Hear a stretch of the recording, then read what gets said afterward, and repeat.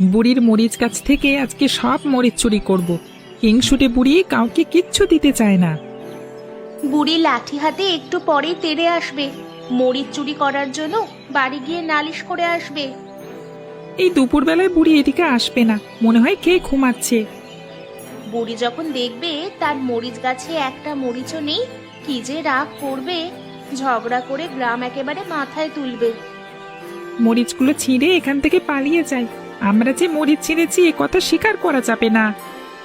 তাহলে মরিচগুলো কি করব? সব পুকুরের জলে ফেলে দিতে হবে। কে রে, পুকুর পাড়ে কারা কথা বলে? গাছ থেকে যদি কেউ একটা মরিচ ছিঁড়েছিস তাহলে আমি তাকে শেষ করে দিব।